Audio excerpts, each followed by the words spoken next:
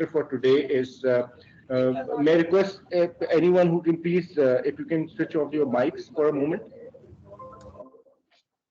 Okay, thank you. So for this presentation, our second presenter for today is Dr. Rukesh Kumar Goyal. He has over 30 years of power sector experience in full value chain from generation to customer and regulatory. Dr. Rukesh possesses experience of working with electrical utilities and institutions managed by MNC, private sector, public undertaking, and government. Presently, Dr. Rakesh is Vice President in Tetra Tech, US-based consultancy firm.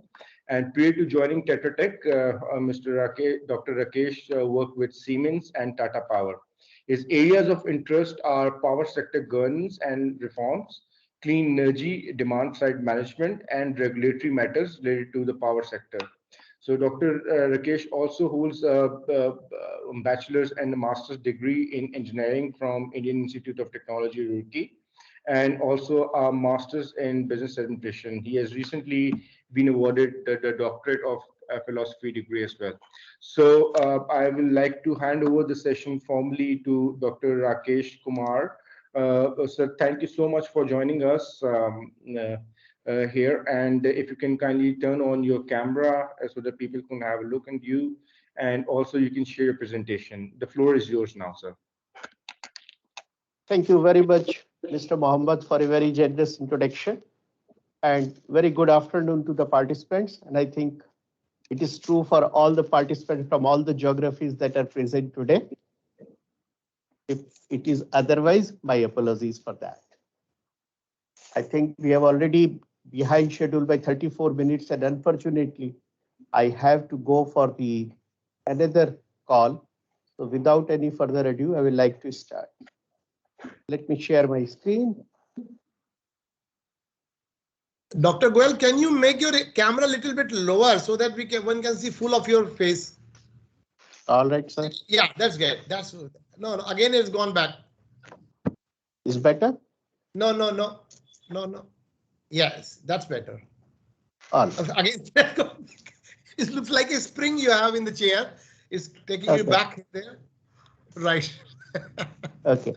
My actually laptop cover has a spring. I don't have. All right. Is it visible now? And am I audible? Yes. Yes, you are audible. Please, if you can also, share presentation in full screen mode. All right.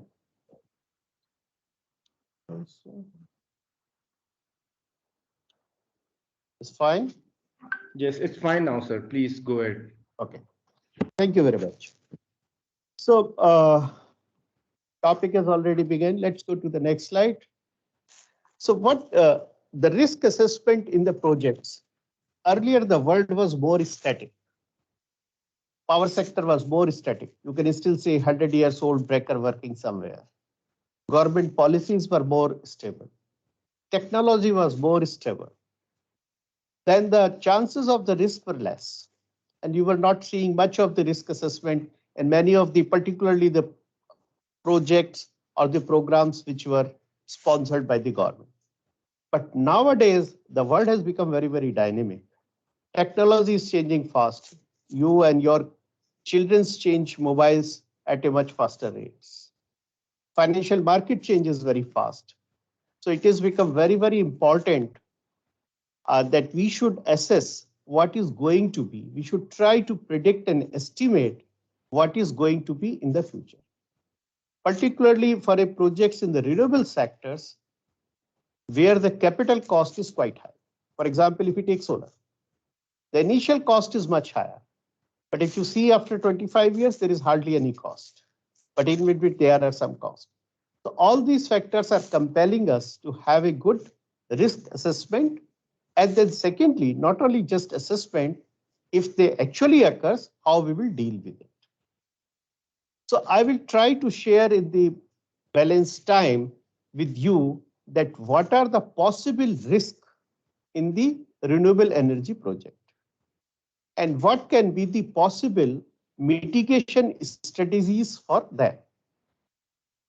One mitigation strategy normally addresses 2-3 risks. Sometimes 2-3 risks requires one risk requires a multiple mitigation strategies. So in this presentation, in spite it's a quite a detailed and systematic and I will say a complex subject.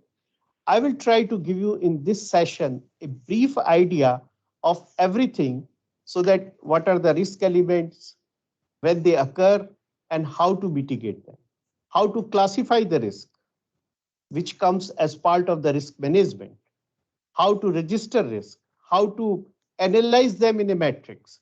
And then ultimately, when you propose a project with the risk analysis, nobody want to see your 10 or 11 risk. And then you say, this is controllable, this is not controllable, this can be mitigated, this cannot be mitigated. Somebody will like to see a one number. What is your risk assessment number or risk index of this project? With mitigation, without mitigation.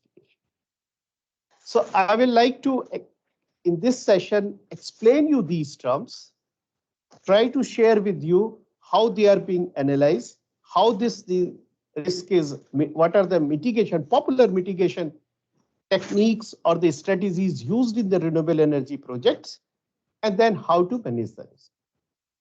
And then if the time permits, I have one wonderful case studies also, where we actually have the privilege of the Tetra Tech to do the risk assessment for a solar project in the India.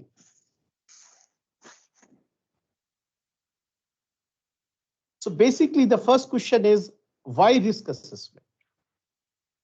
Simple thing, because risk help us in understanding the uncertainties. And when the uncertainties comes, either the project, if it is construction stage, it's get delayed. If it is a running project, its performance gets suffer. So if we can anticipate the uncertainties and we can take the mitigation measures, probably our project will run more smoothly, whether it is construction or operation. Then the next thing comes, when this happens and you take certain measures, your finances get different. So if you have a better assessment and you can make provisions for the finances, then your finance will also remain within the control. Also, what happens, transfer of risk. Why should the project developer should bear all the risk? The common principle that is used is that the one who makes maximum profit should also take maximum risk.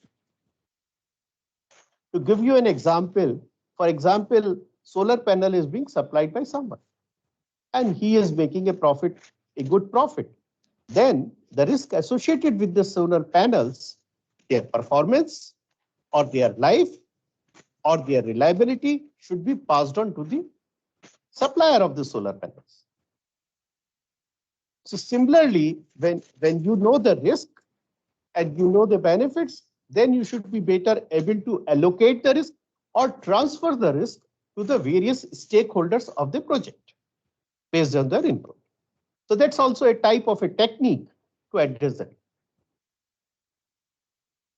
Then technological risk has also becomes quite a huge. For example, batteries nowadays, if you see from the renewable perspective, the solar panel cells itself, there are cells coming which is a dual type of image. There are cells with higher efficiencies. Similarly, on the wind side, you see a lot of improvements in the wind turbine technology. And this investment, generally the project life cycle for this is around 20 to 25 years. So what happens is that as a consequence of all those things, in the absence of good risk assessment, your budget may go here and there. Sometimes even the project gets stopped or the project gets delayed and resulting into a financial loss. This is in a very short way, may not be covering everything. You may be doing much more than what I am covering. But idea is to impress upon you that why the risk assessment is very, very important nowadays in the project. Now, next 3-4 slides are my core slides in the presentation, and in which I will try to cover different type of risk, their analysis, and the mitigation strategies also. For example, let's start with the investment.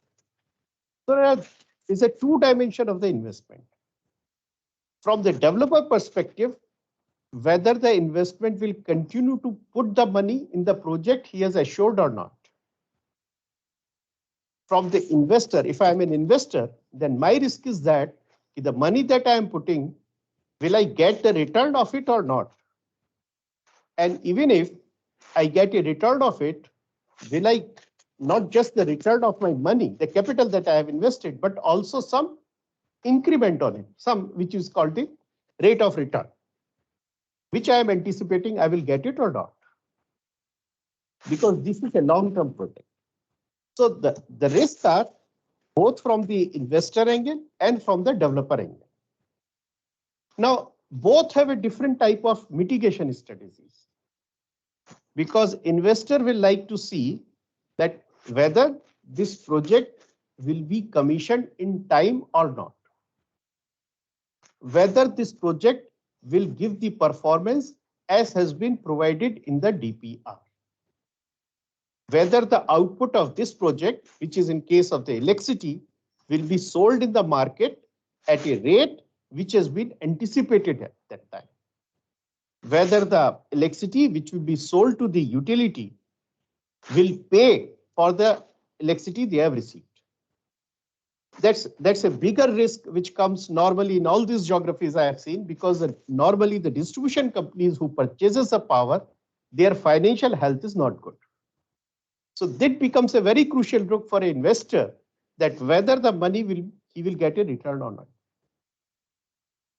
Now, if we look at these risks from the developer side of it, developer will like to see that whether the investor with whom I am anticipating to invest in my project will invest the money as per the project plan or not. Does he has a sound credit worthiness? Or supposing he makes a loss in some project, it will impact my project also. How much cushion he has? What is his credit assessment? What are his sources of it? What are the other where his investments are? So that his project, the developer's project, is not suffered, and the investment which has been ensured by the investor comes at a regular time and as per the schedule that is being agreed upon. Now, this requires, as you can say, the competence and knowledge of the industry, the market, and the project analysis. But both have risk, both have their different mitigation strategies. So depending upon which stakeholder party you are, you need to analyze this from that angle. Going again from the construction side, now this risk is normally associated with the developer, but it passes on to the other small contractors or stakeholders also. First of the thing is that, is the project will complete on time or not? If the project is going delayed, there are three things happens. One is that the cost gets increased, normal. The second more risk is that, for example, if the project gets delayed by 3 months, in the case of renewable energy, that means, and if say, for example, the project is of 100 megawatt, you will not be able to sell electricity of 100 megawatt for the 3 months. If that is, for example, your PPA is 3 Bangladesh taka or 6 Bangladesh taka or 5 Nepali currency or whatever unit it is, you can estimate it's a huge loss to that. So those are the delays causes. Then nowadays, this has also becomes very important, land availability, which causes the construction delay. Because when we take the permission, converse that, and then we start searching for the land. Normally, that was the practice. Now it has been changes because of this risk. And then when you go for land searching and you land acquire, then you find a lot of litigation. Sometimes you do not find one party to supply all the parcels of the land. So you have to contact 10 people or 20 people or 15 people to give you the entire parcel of the land that you require to construct a solar plant or to put a wind turbine or to put your biomass plant. And even if you are able to successfully negotiate with half of them or 60% of them or even 80% of them, and 20% are not able to supply, then your overall projects get delayed. So nowadays, most of the developers, what they do, they purchase land and they acquire land and they take that risk of their blocking the capital and then they process their application for that. Also, the land availability in case of the renewable project also impacts your electricity generation or the energy generation or your plant output as well. So that is why also it becomes important, the question of fixation of the land. Associated with it is the clearances. Nowadays, if it is a forest land, it requires a different type of clearance. It requires otherwise also environmental clearances, social safeguard implementations, you have to do it. And slowly and the sensitivities for these things are increasing day by day. Nowadays in India has recently passed the very strict laws about the thermal power plants and the other power plants. Earlier they were very relaxed type of things.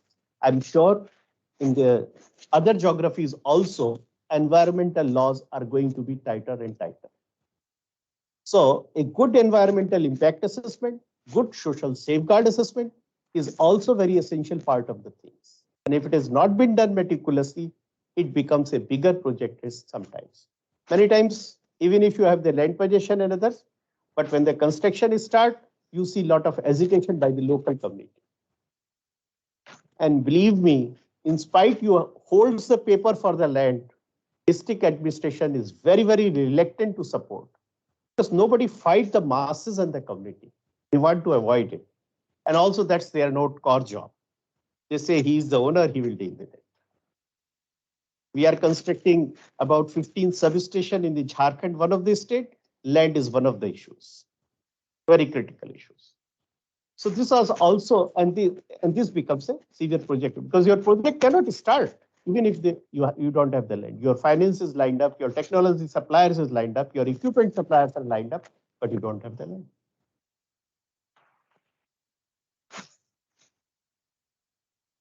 Then environmental clearance, we talked about it. Skilled staff. This is also very, very essential. And many times in the solar and other things, we ignore it. Or they say, oh, what is a big art in it? It's just connecting the panels, joining the wires, and then it will go. It doesn't happen. You need to have any skilled staff because even the slight tilt in the panel while installation can cause lower generation from your solar panels and which can result in a crores of losses. So you need a good skilled staff who are knowledgeable and who can translate their knowledge into the practical aspect of it. Technology, selection of the technology. This is also very, very important. We were doing a project in Bangladesh, and Bangladesh has a biggest shipbuilding yard. Everybody knows it. And people uses the motors which comes from the ships and which are being sold by weight. Without realizing, and as a result, what happened? They use inefficient motors, which has an efficiency of about 60 to 70% and of a higher size, higher capacity, because you require a 2 kilowatt motor, but since you got easily 5 kilowatt or 10 kilowatt motors, you put it, and also you think it will not work. But on the efficiency side, what happens? Your production cost up. And you ultimately result in a loss in comparison to purchasing a high efficient motors, which is around 90 to 95% of efficiency. So selection of the right technology also is very, very important. If you are taking an efficient panels, the cost is higher, but your output is more. And your payback is in months and years. So right selection, if you are taking an inverters, the cost is low, but their failure rate is much higher. So again, your cost is much higher. Sense. Then there are force measures like COVID and others. What we can do as a plant, that also need to be planned. Now, these are what are the events which can occur. Now see how we can take care of that. For example, when you do purchase an equipment, you can do a fixed price contract. Many contract has a price variation formula. In the COVID, what has happened is that the equipment which were ordered before the COVID and were supplied after the COVID with a gap of about 1 year, and most of the contracts have a price variation formula, the cost has gone up several times because the prices of the copper and aluminum, which is frequently used in the electrical equipment, has gone up. But nobody emphasized it. But if the project is delayed by certain other reason, so it is to minimize this risk, is it possible wherever to use fixed price for the contract. Secondly, sometimes your transformer, your panels, your inverters, your turbines get delayed because of several reasons. You can have the penalties. The penalty does not compensate you fully because your loss is much higher, but it has two advantages. A, it keeps pressure on the manufacturers or your transporter to supply on time, and then it's a little consolation. Partition of land we already discussed. And then also completion criteria. This also becomes many times a point of debate between the erector and the developer and the owner of the plant, or you can say the developer or whosoever it may be, that where his role ends. What is the role of equipment supplier? What is the role of elector? What is the role of the commissioning point? What are the outputs? At what point they will say? So this a proper project schedule with the endpoints defined is very, very important. What are the tests will be conducted? Then it will be certified that this project is successfully commissioned. This becomes important because whole plant consists of several individual modules, and each modules or each equipment has their role to play. So we must have that. That again, good EPC versus bad EPC, low cost EPC. It's important to have a good EPC because the advantage that you get is much higher than in comparison to having the low EPC. I just give you an example of a 1 degree angle. Similarly, if the foundation is not good and there is a wind storm or some storm, then the panels get uprooted and it causes a lot of loss to you. Particularly in the solar rooftop projects, which are of the smaller side, many of the domestic consumers go by lowest pricing. But then they are no idea of the technical that the output from the plant is they are getting of the same 5 kilowatt plant, which is installed by them, a little less good EPC, and by a good EPC in the neighbor, there is a huge variation in the plant outputs.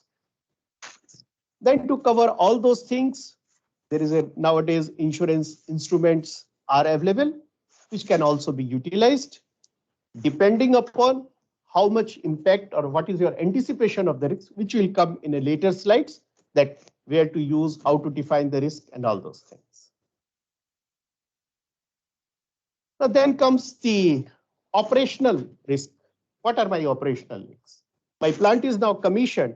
Now I'm looking what can be possible my operation. I get a lower PLF than what I anticipated. I anticipated my plant will be available in a year for 300 days, but supposing now it is available for only about 270 days. The quality of generation is not good. There is lower reactive power than I anticipated, and as a result, I am paying the penalty to the grid. The voltage profile is not same what I anticipated.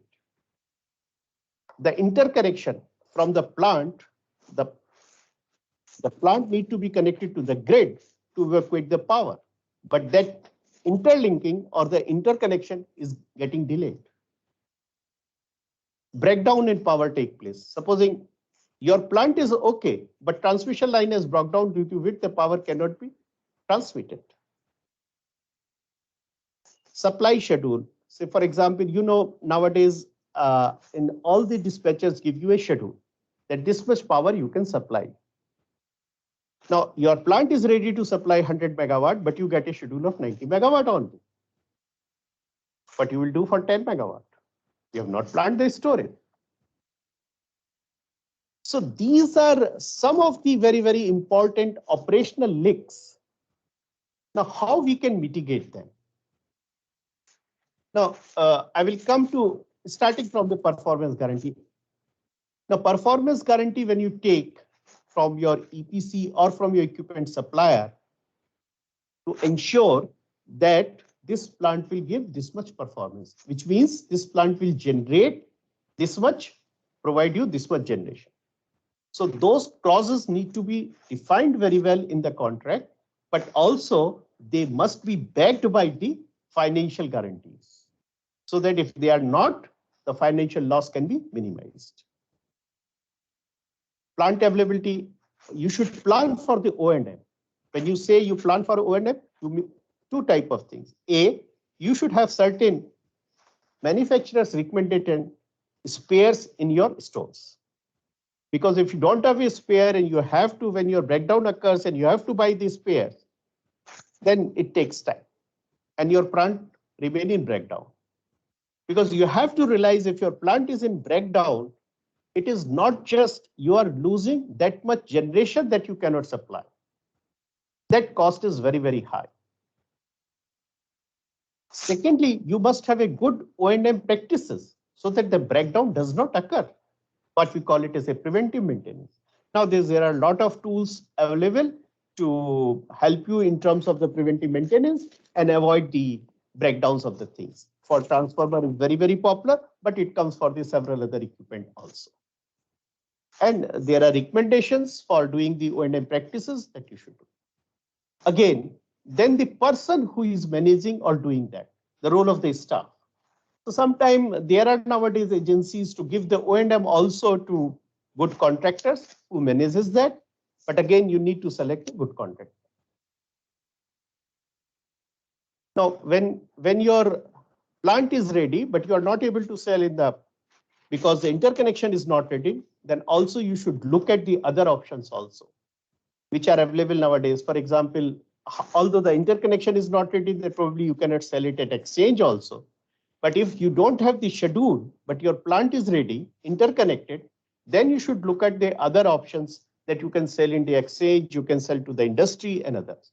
So your contract must have all those provisions that if the purchaser does not take the guaranteed power, the balance power, the generator has a right to sell some other. Or there is also a clause which is called the volume firming. What do you mean by volume firming? Volume firming means if the plant is ready, but the purchaser is unable to take that much power because either his evacuation system is not working or he does not require, he will still pay for that much generation which has been agreed. For example, there is a plant of 100 megawatt. And the purchaser says that I will purchase 90 megawatt of it for 300 days. You can calculate that what will be the in terms of the million. Now, supposing for some reason, because of the demand supply gap or because of his evacuation system is not working or something else, he is not able to take, he is able to take only 80 megawatt for 300 days. But if you have a provision in the contract of this volume firming, the purchaser will still pay you for 90 megawatt. Now, this has a lot of variations. One is that he will still pay for 90 megawatt. He'll say, I will not pay for 90, I will pay for 85, but you have a right to sell this power to exchange or to third party or others. So it does not, when you assume a 90 megawatt from power purchased by the purchaser, your full risk is covered. But when you say 85 megawatt, your full risk is not covered, but your partial risk is covered. Similarly, on the side of proxy generation, what is proxy generation? Plant is ready, but is unable to supply power because interconnection is not there, or there is a breakdown in the transmission line. In such a case, sometimes it is called a deemed generation clause also, or is a proxy generation. So still the purchaser will pay you the price, assuming that plant would have been working and supplying power to the purchaser. Again, sometimes it is agreed upon for a full capacity of the plant, sometimes it's a lower capacity, and the duration of the shutdown is also negotiated in the contract. Some they agree to the 100% of the time, sometimes they say no, in a year there will be a 10% breakdown. So I will pay if the breakdown is more than 10% of the days, or 10 hours or 15 hours, whatever it is. So these are the things you need to very carefully negotiate in the contract side of the things. You need to anticipate what is likely the chances that your plant will continue to run. How much this gives you? What will be your loss if the transmission line is not ready for 10 hours? What cost increases you should do so that you can still cover your capital cost and other things. Now, so each element requires a very, very detailed financial number analysis to do that. So that is why it's very difficult to cover in this, but I can give you an idea of the basic concept of that so that whenever there is a requirement, you can do that financial analysis and can make use of it. So proxy generation and volume firming are very, very popular mitigation strategies, which are nowadays all renewable energy projects does use. What is proxy generation? Proxy generation is my plant is not supplying power, but it is deemed to have generated because there is a no fault associated with the generating plant. So therefore, it is assumed that this plant would have been working and the power is supplied. I'll give you a very recent example of a thermal power plant where the PPA was signed for 600 megawatt. The plant was ready, transmission line could not be constructed. 300 megawatt plant. For 6 months, the utility paid the full charges to the plant. So these are the clauses you need to negotiate that so that your plant does not get suffer. So you still get your money even if you are not able to, because of the interconnection, the generation is not possible. Similarly, volume firming, because changes in the schedule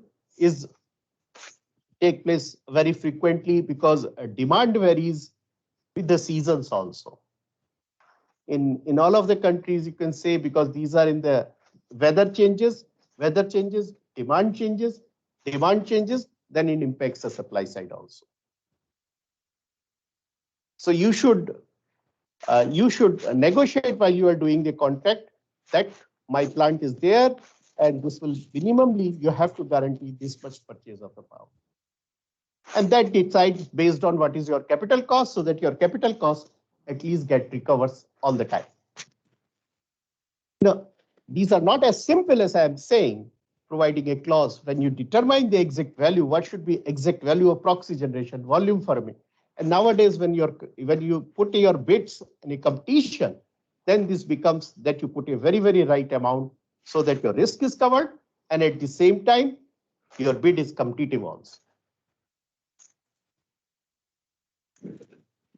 Then coming to the next point of it, on the financial side of the exchange rate is very well known risk. Interest rate also. Nowadays, interest rate also fluctuates very fast in the market. So for example, you have taken a loan from the bank at 10% interest rate and the interest rate comes down. Then you are losing. So then another instrument comes a floating rate and the fixed rate. And I heard Professor Anand was also telling about it. So I won't repeat on that because those are the things, rate of return is also things. If tomorrow you have tied up with an investor to invest for 5 years in your project, but he finds an opportunity where rate of interest is much higher than what you are giving, then probably he will shift his investment from you to others. But he can shift on money, you cannot shift your project. So you have to tie him not only by agreement, but also keep an eye on the market and give him a realistic rate of return so the sustainability of their project can be ensured.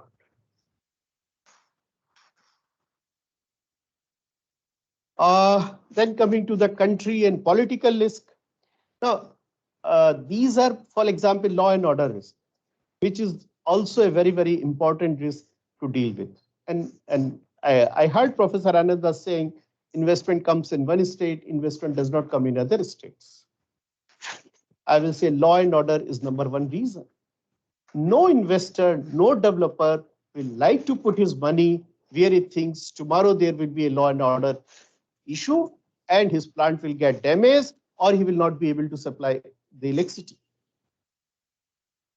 And when it comes to the country, it becomes a country risk. And you can yourself, the foreign direct investment comes in a country where law and order is good. Now, how to mitigate it, even if you want to do that investment, that you have the cost goes higher of that investment, and which results in the higher rate of return that you take. Stability in tax rule is also import.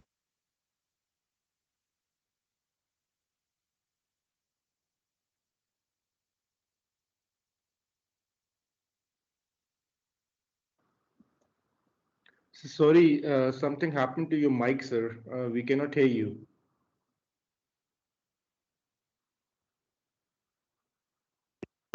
Can you hear now? Yes, yes, now it's visible. Okay. My apology. By mistake, it got muted. Okay. So these are the risks which are there. Now, then, which we need to cover. Sale tax also, very famous example of the Vodafone role. Ultimately, government with the retrospective effect has revised the tax rates, and which resulted in a huge tax loss to the companies. And then when the story continues, the court battle continues, and after 10 years, last year, government again revised that and given the benefit to the company, because it started impacting the larger picture of the country of coming the foreign investment into the country. So such are the huge implications of the projects. Transfer restrictions, we already transfer restriction is that when you invest in other countries, then sometimes it is suggested to have a joint venture with a local company, so that your risk gets shared by the local companies as well, which are more accustomed to the local problems. Then lastly, I will try to cover, we are running short of time also, on the market side. On the market side, property, and particularly from the power sector market side, demand and supply, as we discussed. If your demand reduces, your supply will reduce, and you will not be able to supply the full power. So you need to have a long-term PPA with a volume permit clause, which can go on. Tariff, how the tariff is going to impact.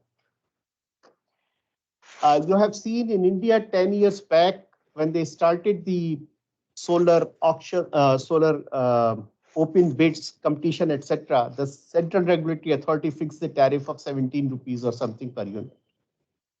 Now today the tariff is 2 rupees or something. Now the PPA which are signed at the 17 rupees are still valid.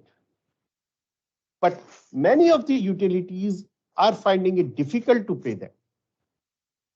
Now that becomes a risk to them. So there are several strategies to deal with it. A, have a clause in the PPA. 2, renegotiate or rediscuss the year after every 5 years, 10 years. Or a more stricter law to pay that whatever happens, still purchaser has to pay for 17 rupees. Or there may be in between that whatever the rail by the regulators will decide, we will pay to.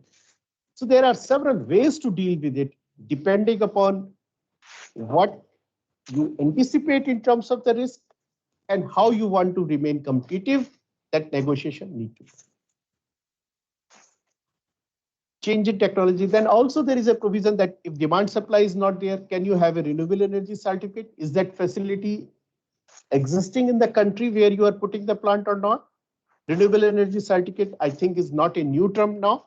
Everybody knows that you get a certificate which you can trade in the market, or you can give to the utilities which are not able to fulfill their RPO agreements. So these are the broader type of risk and their broader analysis. Mitigation.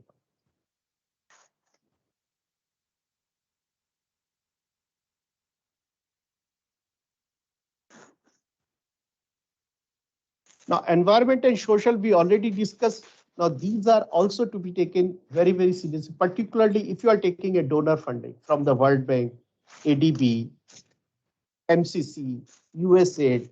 They are becoming very, very serious and very, very critical about this. and a very detailed analysis is required at the project inception stage to take proper safeguard of that. Let's look at some other aspect of it. In the interest of time, I would have loved normally to have more questions at this point of time, but in the interest of time, I would like to move on. So now, once you have an idea of what is my risk, when it can occur, what is my mitigation strategy, now you have to come up to a conclusion that whether this project is worth investing, despite knowing that these are risks. So how to decide this? If I have two projects, both have different type of risk, how to decide that which is a lower riskier project or higher riskier project? That's called a risk management. This you called a risk analysis and mitigation or risk classification, whatever terminology you want. So normally there are 4 types of risk. You try to classify the risk depending upon their severity, category, controllability, and impact. So for example, severity is that whether it is a low risk or a high risk. What is the severity of it? Is it going to stop my plant completely? If this happens, my plant will not work at all. High risk. My plant will work at a 50% capacity. Medium. My plant will work at 80% capacity. Low risk. So these are so we need to define the risk severity, how severe this risk is. Then the category. Is it a strategic risk? What I mean by strategic risk? If this happens, that means I will not be able to construct a plant. I will not be able to run the plant. Then it is the strategic risk. Contingent risk is normally, if this happens, then this will happen. So it is contingent of something happening. So this is less category. Then non-critical risk. Even if this happens, okay, my plant load factor will be not 99, it will be 98, but everything will go well. It will require some more money, but plant will still go. So these are non-critical risks. So you have to, once you identify your element of risk, you need to define them in which category it comes. It's a strategic risk, it's a contingent risk, it's a non-critical risk. Its severity is low, medium, or high. Then you need to say whether this risk can be controlled by mitigation measure. Can I control it? Not much of the effort, but I can control it, but it requires a significant amount of investment. For example, there was a case where the solar panel are being got stealed. Then you have to construct a boundary and the fencing wire, etc., around it. So it's controllable, but it requires a significant effort and investment.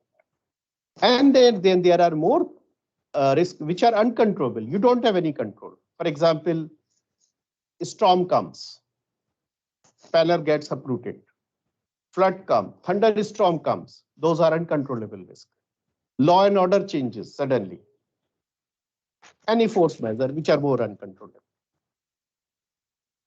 Then what are their impact? Are they going to impact your project marginally, mediumly, or high?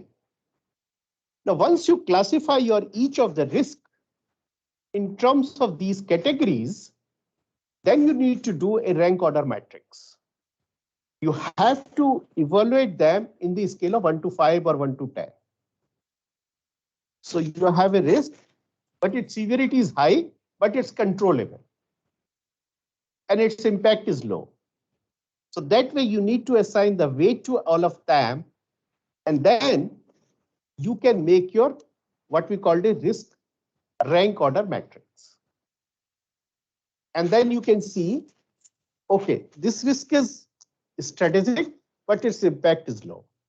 So probably I can leave it or I can deal with it. This risk is uncontrollable. This risk has to control, but some investment is required. So that matrix gives you a picture of that. And once you have that picture, then you make a risk register of that, which is called a risk register.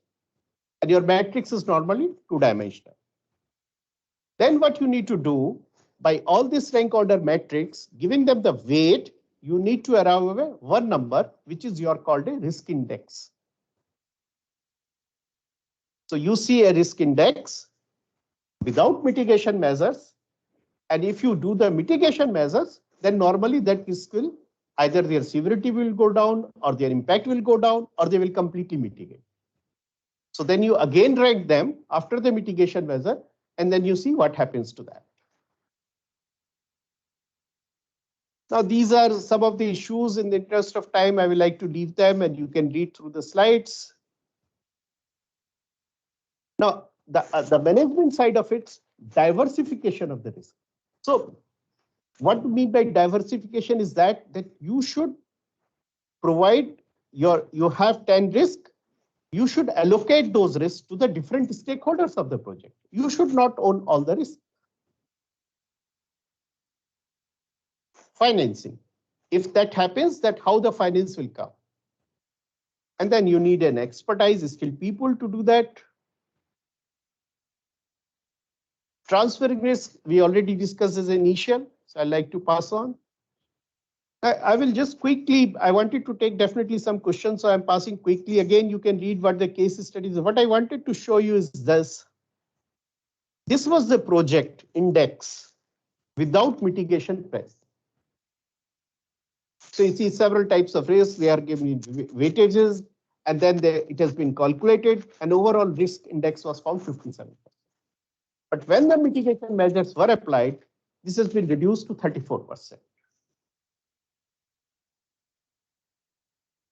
So the risk analysis and mitigation strategies help you in terms of minimizing your project risk, which means your project will get constructed smoothly and also will operate more smoothly. I think other slides, you can see it, and I will stop here. These are some of the recommendations that we made in the case study, so you can read it. I will now like to take some of the questions that you may like to ask for another 10 minutes. So I've already exceeded 5 minutes, but I can probably go up to another 10 minutes. Okay.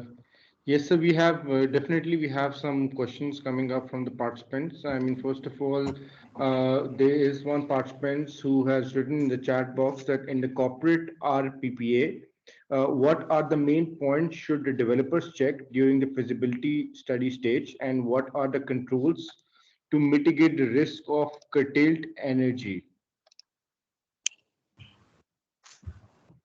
When you say curtailed energy, you mean say it is because of the plant operation, or because of the problem with the power evacuation, or because the purchaser does not have the demand to purchase? That will decide what strategy you want to avoid. Right. Normally, it happens from either the evacuation system is not working, or the purchaser does not have a demand. So in such cases, if you have your volume firming, which you have a guaranteed generation clause in your PPA, that take care of that. Right. So I will take another question from Mr. Faisal. Faisal, please, can you ask the question? Thank you, Ali. My question is related to long-term PPAs. Professor, you said that the better strategy is that if we can keep a clause for renegotiations of the PPA after 5 years, 3 years, but particularly in the markets operating on single buyer model, where the IPPs don't have much options to sell electricity outside the PPA. So if do you think that the project sponsor can agree to such renegotiation terms after 5 years, and it will not affect the bankability of the projects, because he has to pay back to its lenders and have to give return on the equity to its equity holders? That question is particularly I'm asking in context of Pakistani power market, because we are operating on single buyer market and we are moving towards a competitive market. In the competitive market where you have a multiple buyers, there is the chance that the seller can go to the market and can sell electricity to the other buyers. But particularly in a market with single buyer model, how the renegotiations of PPA after a certain period can be a practical solution for the project sponsors particularly. Okay, it's a very good question. A, I have not recommending a renegotiation clause. I'm just giving an option which can be considered depending upon the situation. First, now let's assume for a moment we want to exercise this option of renegotiation. And why I'm saying for renegotiation that? I give you two examples of a very classic case. In India, the ultra mega power projects were chosen by the competitive bid, that this will be the price of the electricity which will be generated by the developers and will be sold to the utilities at a this much price, firm price for 25 years. Now, what happens in between? The coal price has gone up. Now, the project developers were unable to generate electricity at the price with which they promised. And utilities insisted for it that since you have signed a PPA with me, you have to give me power at this rate.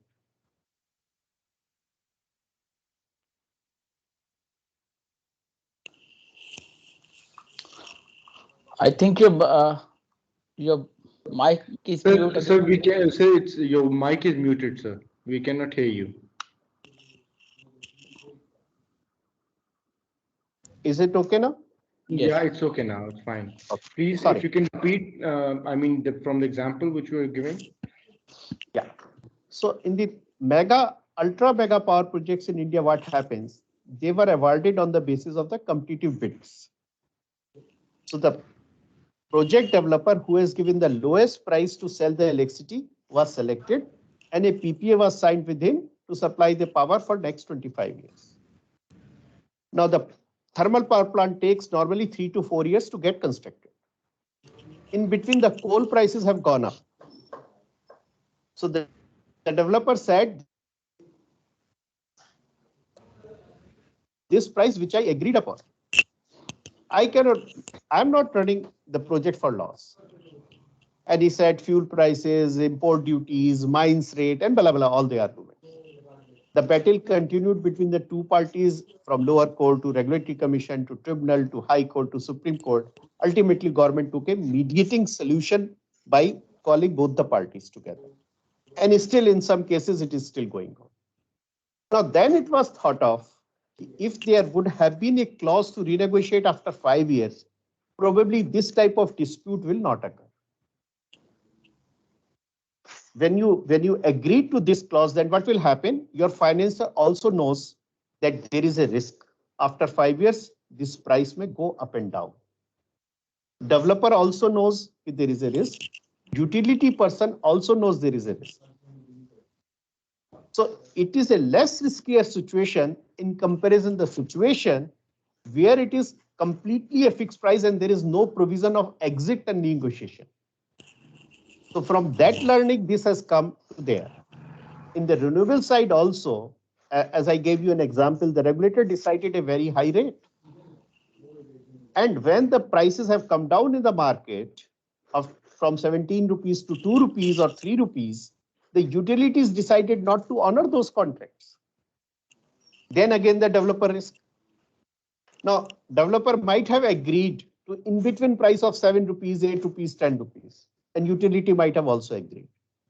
So then, based on these learnings, an option got generated to have rather than have a very firm commitment for 25 years, in between have some negotiation or exit clauses so that all the stakeholders can take their positions.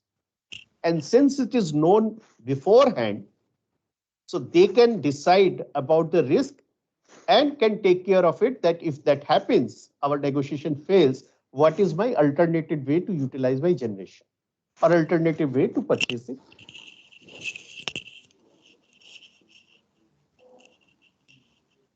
Happy to take another few questions, another forum. Yes, so we have another participant who's raising hand, Mr. Ibrar Malik. If you can please go ahead and ask the question. And before that, I would like to say to all the participants that if you please feel free to have any questions. I mean, we can encourage some more questions from participants as well. Please go ahead, Ibrahim. Please kindly be brief and to the point, please. Thanks, Dr. Rakesh, for this wonderful insights about the risks.